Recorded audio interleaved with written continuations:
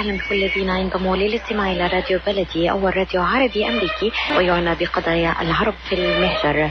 برامجنا في راديو بلدي كل يوم جمعة من 8 وحتى 9 صباحا مع ليلى الحسيني في بث حي ومباشر عبر WNZK راديو 690 AM. صباح الخير بلدي، صباح الخير لكل مستمعينا. Welcome to Radio Baladi, the first Arab, Middle Eastern and American simulcast radio show. Radio Baladi is broadcast every Friday morning on WNZK 690 AM from 8 until 9 Eastern Time on Good Morning Michigan with Layla Al-Husseini. Our call-in number 248-557-3300. And now, stay tuned for the best radio talk show on Arab and American issues with your host, Layla Al-Husseini.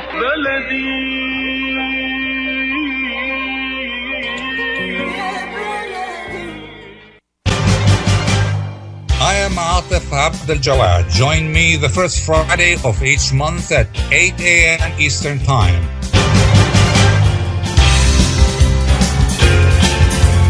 I will be discussing some of the most important issues and events in the Middle East live on America's Voice of the Arabs.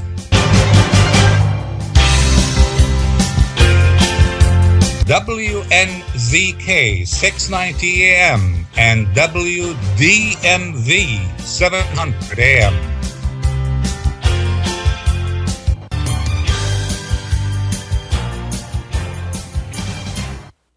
Good morning. On January 6, hundreds of Trump supporters attacked the Capitol in Washington, D.C. in an attempt to overturn the presidential election results. The entire world watched while 5 people were killed in the attack, and Washington turned into a police city. Many in the U.S. and perhaps also around the world began to wonder if American democracy is coming to an end. And many began wondering if America will continue to lecture the world about its democratic values. The problem, of course, is not just that Trump was impeached a second time for allegedly inciting the riots, but also the problem is that more than 70 million Americans voted for him and wanted 4 more years of his presidency. So what shall dictators say and do now around the world? Stop lecturing us? America, look at yourself in the mirror, America, or come and join our police states, America.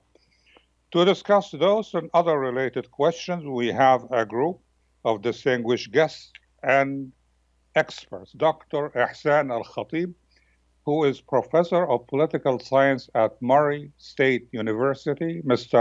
Imad Hamad, who is executive director of the American Human Rights Council, and Mr. Ely Mih, an expert in counterterrorism in North Africa. Later in the second half of the program, we'll be joined by Tunisian journalist Ms. Ines Mathlouthi. So let's start our discussion now, and I would like to have my first questions answered by all my 3 guests. I hope that each answer will be within 1 minute, only 1 minute, so that we can have a better exchange of ideas. And let's start with Dr. Al-Khatib. How much damage, Dr. Al-Khatib, have the January 6th events inflicted on the image and reputation of U.S. democracy around the world, and why? First, good morning, and thank you for inviting me to join you on this show. I think what happened on that day is bad, and it's terrible, it's not good. However, my point, my opinion is that it's exaggerated for political reasons. As you mentioned, I mean, if you have dictators, if you have authoritarian leaders around the world, they probably focused on it and say, oh, look at that. You know, they, as we said, they lecture us about democracy and all that. What happened on that day, specific day, I mean, it's as simple as a number of excited people. The police were not ready, and they were able to breach a building. The accusation that former President Trump, excited them and told them to go there and enter and try to stage a coup or an armed rebellion is completely off the wall. It's inaccurate. It's a wild exaggeration. He told them to go there, march peacefully and patriotically. The media does not mention that. He did say that. And had the police been ready for them, this would not have happened. So I think the Democrats now are using this event to advance their agenda and put the Republicans on the defensive. Mr. Hamad, what do you think? Well, good morning to you and to our listeners. And it's an honor to be with such a great group of guests this morning. I would say that the Capitol Hill riots and what took place on January 6th truly was unprecedented, exceptional, appalling, condemned by all means. However, we have to be reminded that democracy is not a perfect concept here, and the American democracy is not a perfect one that is not subject to any form or shape of being shaped. And I think what we witnessed at the Capitol Hill was a very true learning, painful experience. I would say that I'm one of those who is not fond of general labeling and general condemnation. We have to keep in mind that when 75 million people vote for the former President Trump versus 80 million voted for President Biden, I think it's wrong to assume that the 75 million, that all the 75 millions who voted for former President Trump, that they are all bigots, racists, etc., etc. Definitely, there are a core group who led this riots, and they had an agenda. However, I would say that what we witnessed there merits serious review, thorough review, objective review, and not to have it subject to exaggeration, as well as not to have it limited to serve certain political agenda. The American nation is divided, continues to be divided, and that constitutes the major challenge facing the current Biden administration if it will be able to manage to bridge the gap and help unite the nation. I think this is the ultimate challenge we're facing. Definitely, again, I stress that anybody who thought that the American democracy is the perfect one was deadly wrong, and the Capitol Hill incident attested to that. Mr. Ely Mih, the question is, how much damage have the January 6 events inflicted on the image and reputation of U.S. democracy around the world? Hey, good morning, and thank you for having me.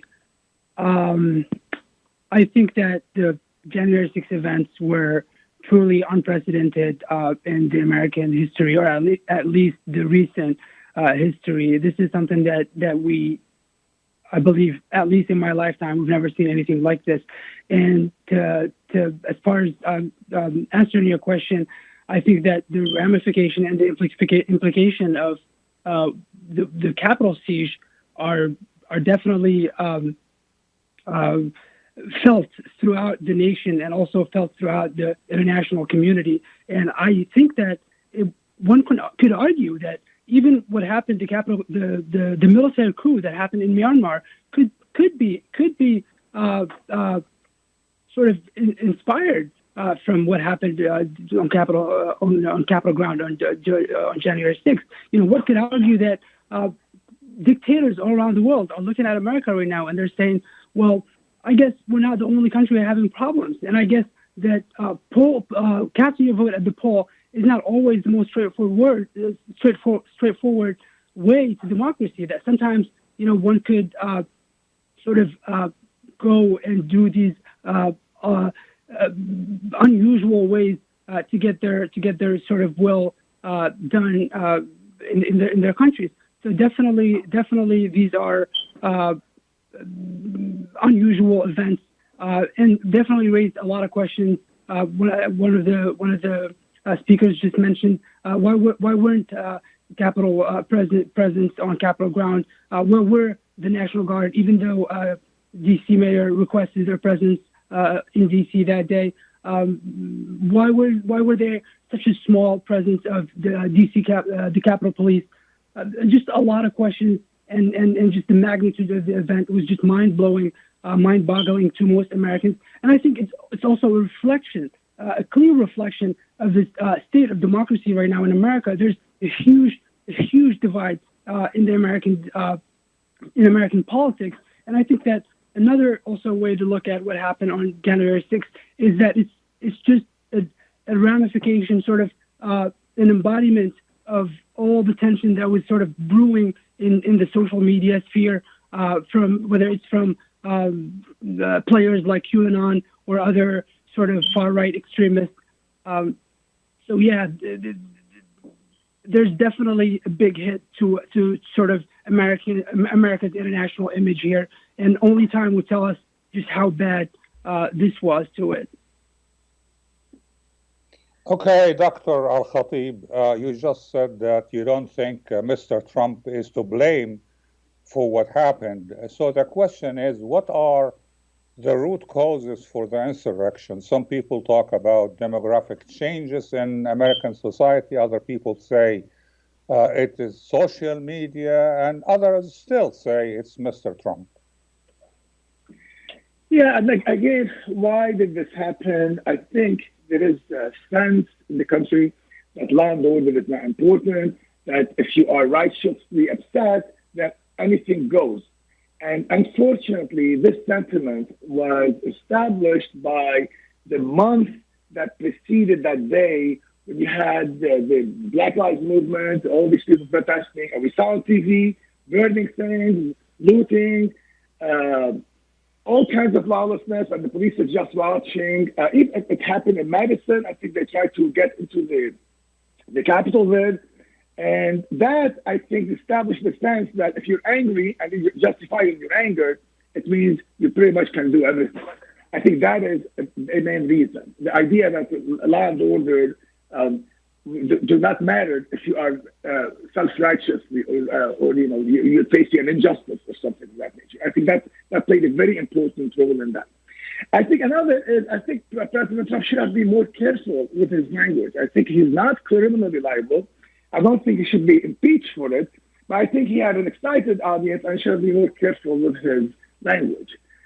He did rile them up, but I don't think he should be. He's criminally liable. There is no criminal intent there, and it's not worth impeaching him. Impeaching him is unconstitutional. He's not the president anymore, and it's just the Democrats are trying to. They have this crisis, and there is an American saying, "Don't let a crisis go to waste." They're trying to use this crisis to advance their agenda. Mr. Imad Hamad, do you agree? I tend to disagree a little. I think we have to keep in mind that the American nation went through 4 exceptional political years of former President Trump leadership that truly deepened the divide within the American nation. I think actually, if we want to think about it, we owe him a thank you for uniting all minorities in America and to give them a reason and motivation to actively participate in the election and manage to change the administration. However, I truly believe that the model of the American democracy prevailed to be a strong one, despite all the serious questions that the Capitol Hill riots raised. And indeed, it merits a review, and it merits to hold those who were behind it accountable. I think if we fail to hold those who were behind this unprecedented, appalling effort, it will be damaging. And I think the challenge here before us, how to address this crisis and how to address this particular experience, which is a very unprecedented one. Again, if we compare the American model of democracy to other models across the globe, no question, until today, and despite what happened at the Capitol Hill, it will manage to be the best, continue to be the best, despite all odds. I go back to stress that many people used to look at the American model of democracy as a perfect one, as the paradise, as the heaven versus the hell or whatever in other countries. I think it's proven to be, no, we have serious issues here, and the sharp divide within the nation is not something that can be taken lightly. I agree that the political format, the political vindictiveness, and the power trip that the Democratic Party may lead, and it seems like they move it in that track, is not a healthy political approach, and it's not a healthy approach that helps unite the nation, which facing a tremendous economical and health crisis that become to be a priority. It seems like that President Biden is fair so far and got an objective approach, which I see him different from the Democratic Party leadership that are pushing the envelope too far, too extreme, because the change of leadership in America does not mean the change of policies automatically. And the ultimate challenge is how to win the heart and the mind of the American people, not just politics. Okay, when we come back after the break, we will discuss with Mr. Ely Mih how to improve the damage, if there is one, after the break. Enjoy the first Syrian-style cuisine in Michigan. At Damas Cuisine and Catering, you'll find a wide selection of Syrian foods and sweets in our menu, like frikeh, hoizi, grape leaves with steak, mishawi platter, hot mahashi, char-grilled kebab, shawarma, and much more. Get super fast delivery from Damas Cuisine and Catering right to your door. Order online at damascuisine.com/menu and track your order live. Damas Cuisine and Catering, 28841 Orchard Lake Road in Farmington Hills. Call 248-987-4985. Are your hands feeling numb? Do you feel pain opening up a jar, turning a key? Are you noticing that your elbow and your shoulder are becoming stiff? Or were you recently injured in your arm? Hello, I'm Dr. Katranji, and at the Katranji Hand Center, which just recently opened down the street from the Somerset Mall, we can provide you with the latest in hand, wrist, elbow, and shoulder care. Visit us at www.katranjihandcenter.com to learn the latest techniques that we have to offer you, and I look forward to taking care of you. Visit us in Troy at 1565 West Big Beaver Road, Building F, or call Katranji Hand Center for an appointment at 248-869-4263. That's 248-869-4263. Ziyad brand. Quality products from our family to yours. Ziyad Brothers Importing offers the finest quality products, including brands like Sultan, Kraft, Nestle, Hook, Rico Picon, Donna, and many more. Ask your retailer to carry these fine products because you deserve the very best. For more information, visit our website at www.ziyad.com. That's www.ziyad.com. Ziyad, quality products from our family to yours. I am Atef Abdel Gawad. Join me the first Friday of each month at 8 a.m. Eastern Time.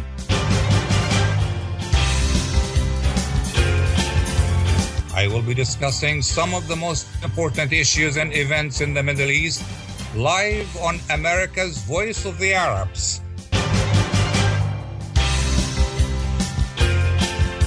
WNZK 690 AM and WDMV 700 AM.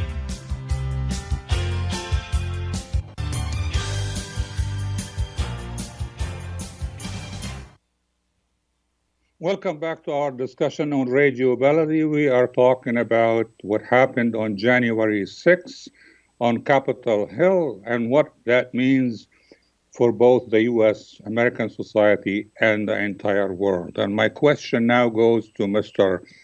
Ely Mih. Whatever damage or division we have seen, and certainly there must be something wrong going on. So how can that be corrected? I think that the damage has definitely been done, and I think that could be seen, when you see sort of known authoritarian presidents like Recep Tayyip Erdogan of Turkey expressing these concerns about the state of American democracy. Then you know that we're no longer that shiny democracy. But I think, to answer your question, what could be done here, I think that a lot could be done. This could be a great sort of teaching moment to young Americans, growing up in America today and in the current state of politics, to teach them really that a great democracy is not one that's always without problems, without issues. A great democracy is one that actually goes through these troubling times, but come out the other side stronger, more resilient, more committed to democracy. And I think that educating younger generations about the need to commit to democracy, the need to commit to civil rights, the need to commit to a peaceful transition of power is a fundamental value of American democracy. I also think that shifting U.S. foreign policy to a more of a carrot versus a stick approach, I think that could help us sort of better the vision of or at least the way people see U.S. U.S. politics and U.S. Sort of approach to what international affairs are supposed to be, and what politics are supposed to be, whether it's here at the national level or at an international level. I also think that one thing that a lot of people outside of America maybe don't really realize that politics in America are very different than politics abroad. The majority of election in the United States is done at a state level. So there's very limited federal involvement. So this is really a different process. And then you get the electoral process, which is very different than how most countries do it. So we are different in many, many ways. And only naturally our problems are also different. But I really, really adamantly believe that education is the only way forward here. We just need to find a way to heal and find a way to educate people to do better. Dr. Alkhatib, no matter what happens and no matter what the root causes are, there may be a message that was sent to dictators around the world. What do you think those dictators are thinking right now of themselves, of American democracy, of American society, of the entire concept of freedom of speech, of their own practices at home? Yeah, I think when it comes to dictators, by definition, a dictator is going to do what they want to do. I mean, if they find an excuse here and there, that's another issue. But I think the most important issue with what happened on that day is to study it dispassionately and not with advancing an agenda. As a Republican or a Democrat, how can I use this for my own advantage or to push my viewpoint? I think the most important thing that happened that day, we have to understand that actually the American system functions the way it's supposed to function. You have a president who thought he was cheated in the election, okay? And he was pushing everyone around him to try to go along with him, trying to change the outcome. He tried to pressure the vice president to change the outcome. The vice president said, no, the Constitution says I can't do that. I'm not going to do that. He tried to pressure Newt Gingrich, the leader of the majority Republicans at the time, to go along with him. And Newt Gingrich said, no, sorry, it is what it is. So the system actually did work. The system did work. It didn't fail. The Constitution was upheld. However, this president, due to his nature, he did not. He believed, and he still believes, and I think he's going to still believe that he was cheated. Now, why people are not saying that in this country you have 15% approval of Congress, 15%. If you have a business and 15% only of people approve of you, you will be run out of business. I think those people who breached that building on that day, their problem is with the politicians. They did not approve of people in that building. I don't think it was a vote of confidence in the institutions or in the building. They didn't violate the building. They showed disrespect for the people inside that building. And we have a problem. We have a lot of people in this country who don't trust government. We have a trust issue. We have a lot of people who are unhappy with government.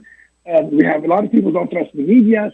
We have a problem with people not trusting institutions. Now, dictators, they're going to say whatever just to justify what they do. But I don't think that what happens in the U.S., if it was going to influence them, it would have influenced them to be democratic and hold real elections and all that. But it hasn't in the past. It's not going to affect them today or tomorrow. Mr. Imad Hamad, given the fact that more than 70 million people voted for Mr. Trump, do you think that Mr. Trump still have a role to play to bring unity to the American people? Well, first we have to recognize that what happened on January 6th was a true wake-up call to everybody. And indeed, the way I see it more of an American crisis versus a Democratic Party crisis or Republican Party crisis or former President Trump crisis. I think this should be the starting point. If we reach a point where we see it this way and we try to address it in such format, I think we will be on the right path towards a good remedy that could help reunite most of the American public. Now, when we talk about foreign policy, yes, we talk about hypocrisy and double standards. And indeed, in many cases, even on the American side, what we preach for the world, it's not balanced. But this is a domestic crisis. This is an American crisis, and it's limited to that. If we were to analyze the numbers here and talk about the 75 million who voted for former President Trump versus the 80 million who voted for President Biden, definitely we look at the 75 million as a solid bloc, more united and solid in support of former President Trump. While if we look at the 80 million who voted for President Biden, that's not necessarily the case. They voted for President Biden for many different reasons.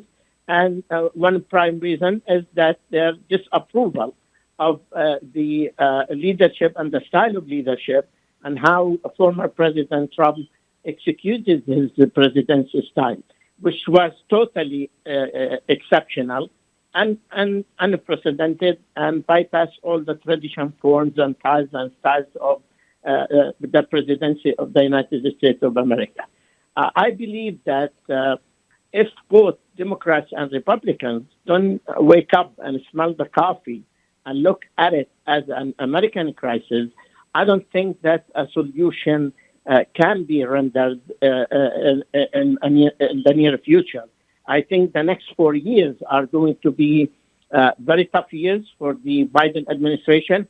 I think the Republicans still have a chance to regain power. I think former President Trump is not giving up. He's not going to give up.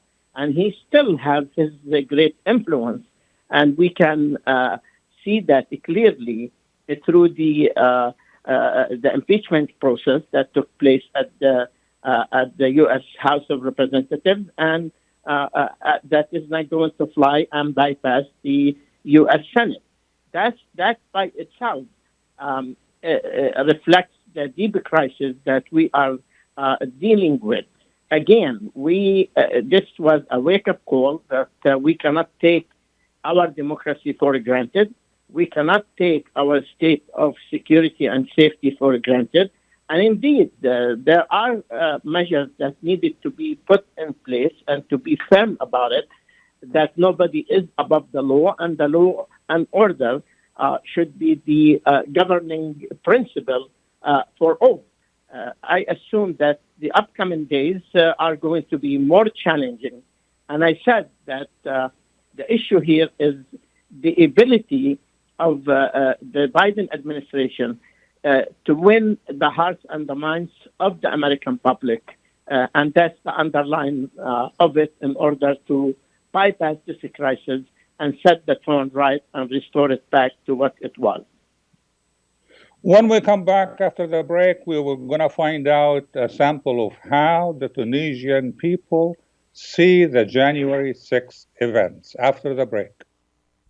When it comes to reproductive medicine, IVF Michigan Fertility Centers are the recognized leaders. With locations in Bloomfield Hills and 5 other cities in Michigan and Ohio, IVF has experts in all aspects of the field. As a founding member of IVF Michigan Fertility Centers, Dr. Nicholas Shama is one of the leading reproductive endocrinologists in Michigan and Ohio. Dr. Shama has performed over 10,000 IVF cases and has helped thousands of couples fulfill their dreams of parenthood. American board certified in both obstetrics and gynecology and reproductive endocrinology and infertility, Dr. Nicholas Shama is a very caring, compassionate, expert physician that understands not only the medical but also the emotional toil of infertility on his patients. When it's time, get personalized care from Dr. Nicholas Shama at IVF Michigan Fertility Centers in Michigan and Ohio. Call toll-free 855-952-9600, 855-952-9600.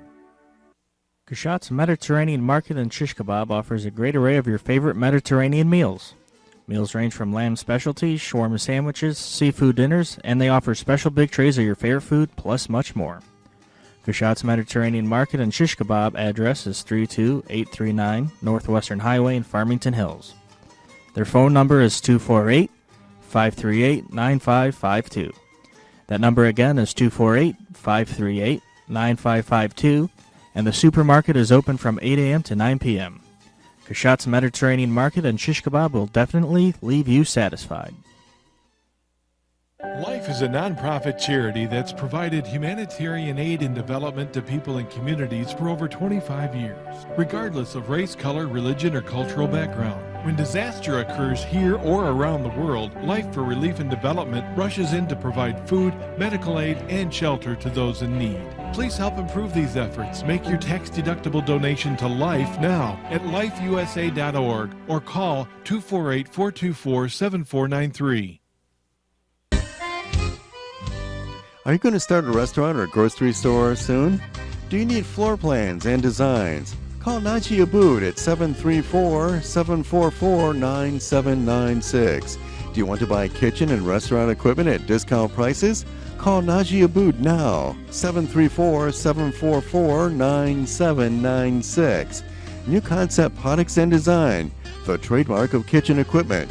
5% discount on all purchases of $75,000 or more. New Concept Products and Design, new location, 31185 Schoolcraft in Livonia. Learn more at www.newconceptproducts.com. Call Naji Abood, 734-744-9796. I am Atef Abdel Gawad. Join me the first Friday of each month at 8 a.m. Eastern Time.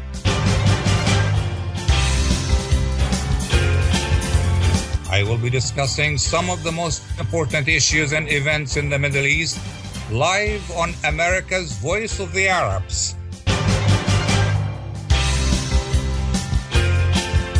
WNZK 690 AM and WDMV 700 AM.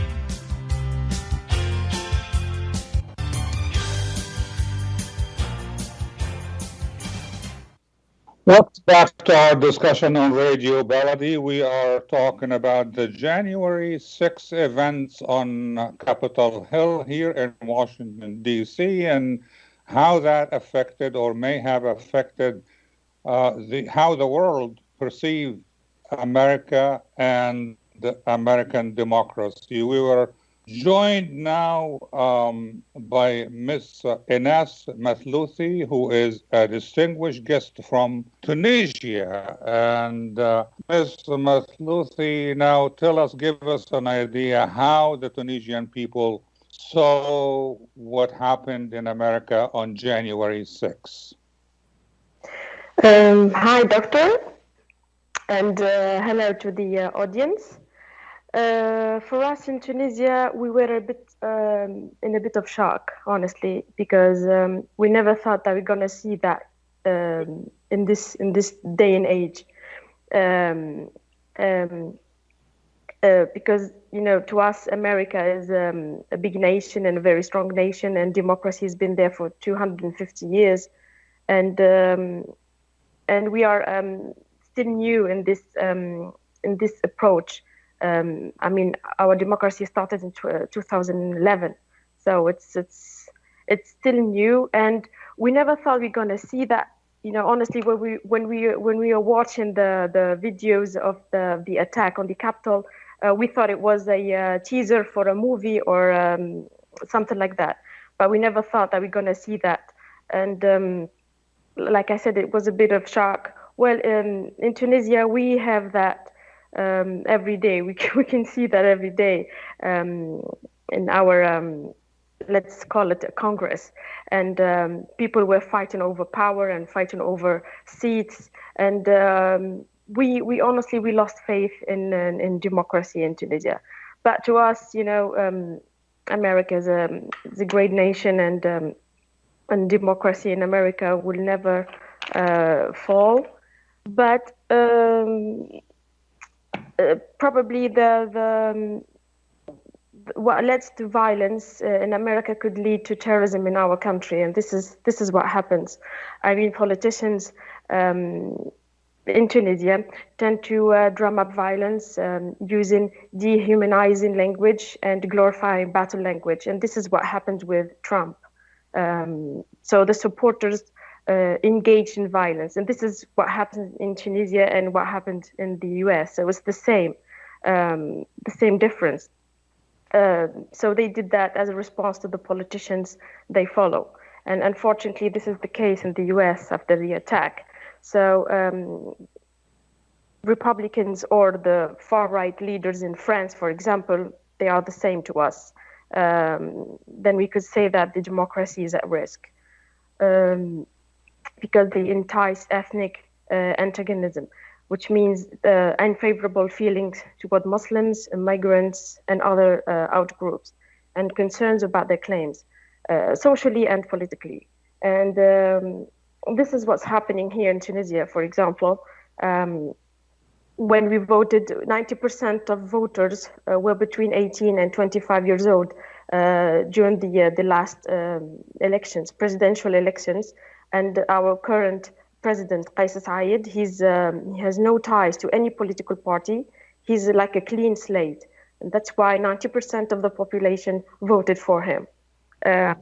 Because we wanted a new democratic change and choice that we needed. Because the last ones and the ones before, of course, after the revolution in 2011, we thought we're gonna see something new when we voted for Ennahda, because they were discriminated and they were jailed by the former regime. So we thought, they will do something for us, but they didn't. It was the contrary, and we have an economic crisis that it's huge, like a mountain. We have a horrible educational system.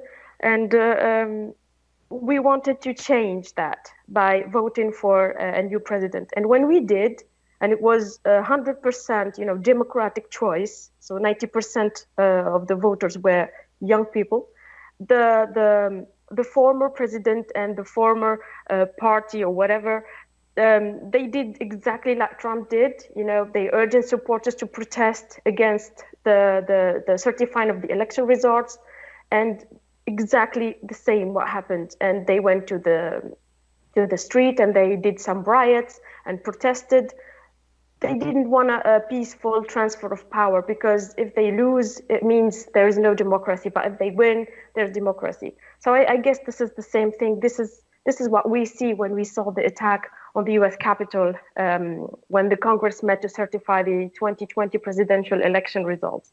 It was really shocking, but thank you, Ines. I'll get back to you in a second, but let me just ask Dr. Ihsan Alkhatib. You just heard Ms. Mathlouthi describe the situation and the similarity between what happened here and what happens normally in Tunisia. And my question for you, Dr. Alkhatib, is do you think there is a need now to apply domestic terrorism laws in the U.S. to deal with the growth of such violence?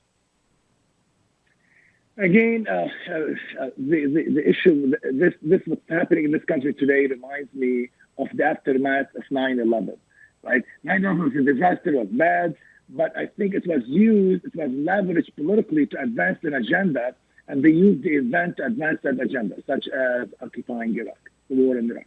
Now, the same thing, you have people in this country who have an issue with the right wing in this country. Now, if somebody is a right winger, if somebody has extremist views, if somebody has awful racist views, this is constitutionally protected.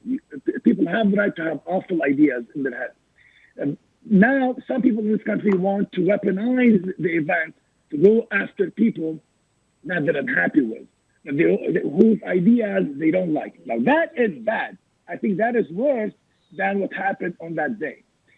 This is a democracy. You have a constitution. You have freedom of speech. And you should not be punished because you have bad ideas. And I think that trying to do that is going to cause way more problems than what happened on that day. Now, as talking about constitution, what is really annoying is that the media in this country is not making issues of what Nancy Pelosi did. Nancy Pelosi, the last few days of the presidency of Trump, she called the Pentagon and she asked them about President Trump's access to nuclear codes and all that. And she should not have done that. She was intervening with the executive branch. That is a violation of the U.S. Constitution. She has no right to call the Pentagon the chain of command. He is the commander-in-chief. She had no business doing that. But nobody made a show about that. Nobody said, oh, Nancy Pelosi should not have done that. Or maybe she should step down because she did that. So again, there is selectivity in dealing with problems in this country that reinforce divisions, actually, rather than enlighten people about what is going on. And as to going back to what one of the invited guests said, why the police were not ready, I can tell you why. The National Guard and all that to deal with the people going to D.C. on that day. Two things. One, historically, Trump people have not caused problems. That's why they didn't think they need a lot of people. And the second reason is the mayor of D.C., she asked for a live presence on that day. She did ask, but is she going to be held liable? Is anybody talking about her losing her job, resigning? No. She is responsible for the live presence during that day. When we come back after the break, I'm going to ask Mr. Imad Hamad if the world at large still aspires to American-style democracy, even though we see what happened on January 6th. After the break. Get ready for an amazing experience at Ishtar Restaurant on 15 Mile Road in Sterling Heights. Enjoy excellent hospitality from owners Ali Al-Baghdadi and Fatty Bonham, serving the best in Mediterranean food. Try Chef Ali Al-Baghdadi's famous shawarma, the best Iraqi grills and food, and the best Arabic and international dishes. Dine in our authentic atmosphere or take out. Call 586-698-2585 or check us out on Facebook. Ishtar Restaurant practices all CDC guidelines and is open every day 11 a.m. to 10 p.m. Have an amazing experience today at Ishtar Restaurant, 3625 15 Mile Road, Sterling Heights. At Top Rehab Physical Therapy Clinic in Dearborn, we provide effective physical therapy sessions in order to limit pain and discomfort. Top Rehab provides physical therapy care for any diagnosis prescribed by a physician, and we regularly see and treat conditions such as stroke, TMJ, fibromyalgia, sciatica, joint pain, and more. We use a variety of pain management methods, including modalities, soft tissue mobilization, and therapeutic exercise. If you're in need of physical rehabilitation or physical therapy, get the highest quality health care at Top Rehab. Most insurance is accepted, and we're open Monday, Wednesday, and Friday 8 to 6, Tuesday and Thursday 8 to 5, and Saturday 10 till 2. Call for an appointment today at 313-846-0555. That's 313-846-0555. Choose Top Rehab Physical Therapy Clinic on Michigan Avenue in Dearborn. Life's too short to be in pain. When you're looking for the best in optical care, Dr. Imad Nakash is your doctor to see. With years of experience and thousands of successful procedures performed, you can trust your eyes to Dr. Imad Nakash. See Dr. Imad Nakash and his professional staff for your eye care needs. There's 2 locations to serve you. In Hazel Park, call 248-336-3937. 248-336-3937. In Rochester Hills, call 248-299-3937. That's 248-299-3937. I am Atef Abdel Gawad. Join me the first Friday of each month at 8 a.m. Eastern Time.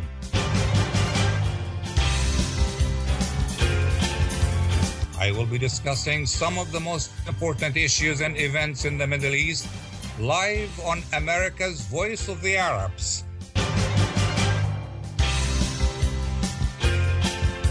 WNZK 690 AM and WDMV 700 AM.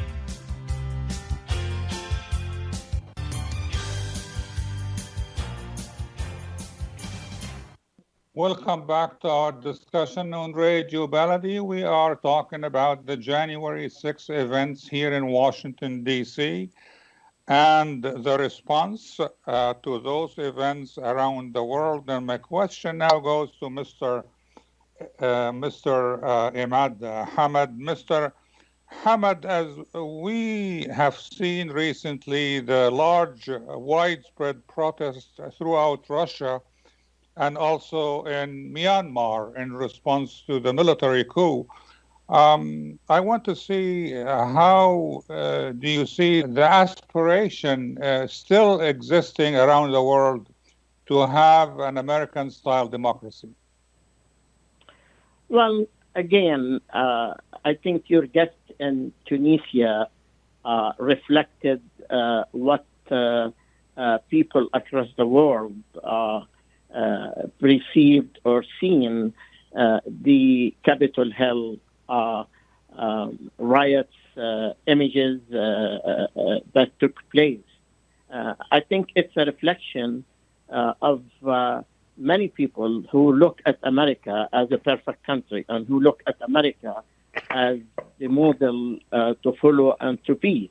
America is not a perfect country, because if we look at other side of images with the riots and the clashes with the police related to police brutality issues and misconduct, I think also the scenes were appalling.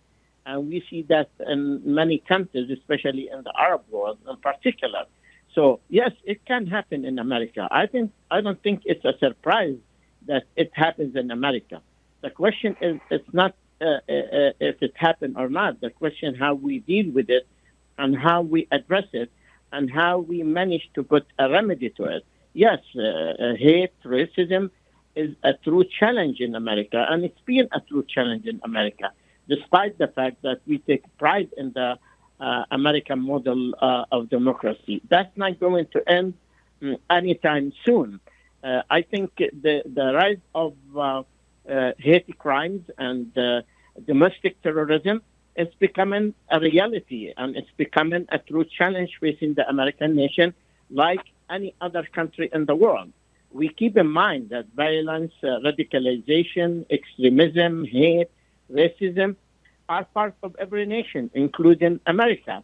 So we need to be more realistic, looking at the American model of democracy. Despite all odds, I think America continues to be the better model if we were to compare it to other countries in the world. And that's why we talk about a country of institutions. And the institutions, despite all the challenges that we witnessed lately, it worked and it's been working and it's coming back. I think restoring the notion of civility in debate, that's what we are missing now. That's another challenge before the elected officials in America, both from the Democratic Party and the Republican Party as well. I think we will be naive if we continue to look at the American model of democracy, that it's above all, that it's the heaven, that you see no issues and no challenges. The state of the human rights and the state of civil rights in America is one of the worst. It's a fact. And so if I want to go by that, I say, what democracy you're talking about? Yes, there is a hypocrisy here, and there are double standards here when it comes to certain issues in the domestic level and the international level. So I believe that because America is the most powerful country in the world, leading the world, I think people naturally look up to America to be the salvation, and America is not the salvation. And yes, America is facing its own challenges, serious challenges, and we have to recognize this fact. That's why the Capitol Hill riots, again, I go back to say, it's a true wake-up call to all Americans and even the world.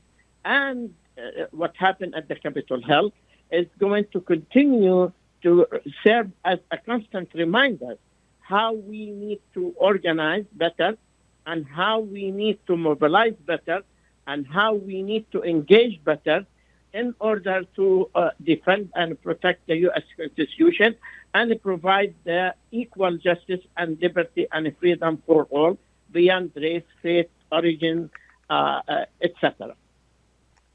Ms. Ines Mathlouthi, what lessons can Tunisia and the Middle East generally draw from the January 6 events here in Washington? Well, it won't be a lesson, but it would be like a future step of not to do that. And probably we need to think more, just like your guest said, about the institutions. Because even though the January 6th event happened, but it won't happen again because America is a country of institutions, organizations, and laws. And laws are in depth in the society. And even though like a minority would think that violence is the answer, the majority think it's not. But I don't know, in the Middle East or in the North African countries, people tend to use violence as a mean to pass a law or to engage in a party or an election. So I guess we need to work as hard as we can to copy or to follow the lead and have more faith in our institutions and in our intellectuals and law-abiding citizens instead of following liars and politicians. And honestly, we lost faith in politicians. I mean, we have no faith in them anymore. If we saw them on a TV or if we do not listen to them. Honestly, like the younger generation and the generation before, we have no faith in politicians. And like I said before, the 90% who voted for our current president, we voted for him because he has no ties to any political parties and because we know he's a clean slate. So I don't know, maybe if someone else would be elected as a president or would be engaged in a political party, he needs to be a clean slate And we believe in institutions. This is what we are doing here. We're trying to do that, and we're trying to emphasize on the importance of having institutions, not people. Institutions, because institutions would last forever, not just like people. And we have a strong constitution, and we need to follow that constitution to the last. And we hope that this situation will change. Mr. Dr. Al-Khatib, I have only a few minutes left. Mr. Putin of Russia has said that's the end of liberal democracy. And we know that Mr. Churchill had said democracy is the best bad system. What is the future of democracy in the world? I think that the bottom line is this. Nations should decide for themselves what form of government they should have. I don't think any country should go and dictate how people live. I remember I had a student from the United Arab Emirates, a student in my class. And he told me one time we were walking from class, and he said, people here keep telling me, you want democracy, don't you? Do you like to have democracy? Are you suffering because you don't have democracy? And he told me, I don't want democracy. Who told me I want democracy? I don't want democracy. What people, I traveled overseas quite a bit, and what people say they want is good government. People who don't steal from them. That's what people say. People who are competent and who don't steal from them. I think this whole issue of what's happening now as the U.S. as a role model, or as the U.S. having the moral standing, again, it goes, and again, you and your guests might disagree with this. I know my friend Imad has said this is not a perfect country, and that, we need civility, which I agree with. I agree with not a perfect country, and we need civility.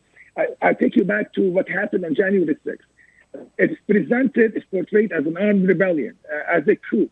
I don't think it was an insurrection either. I would call it an effervescence. Okay, look at what happened on that day. One person directly died because a retired firefighter threw a fire extinguisher at him, and he killed him with it.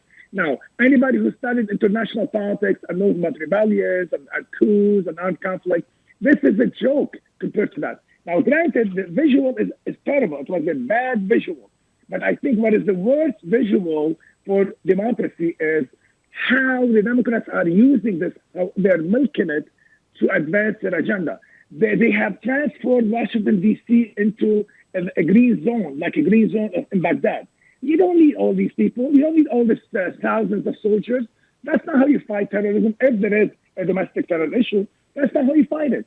The FBI itself has said there is no plot. There is no plot. We have chatted, people are talking, but that's protected speech. So why keep thousands of people in D.C.? They keep thousands of people in D.C. to leave the sense of crisis, to have people say, oh, that's a terrible day. They're using it as an ammunition, as a rhetorical ammunition, as a visual to solidify their position and advance their agenda. But they are damaging the cause of democracy. I think if anybody is damaging democracy, it's not what happened on January 6th. It's what happened after January 6th.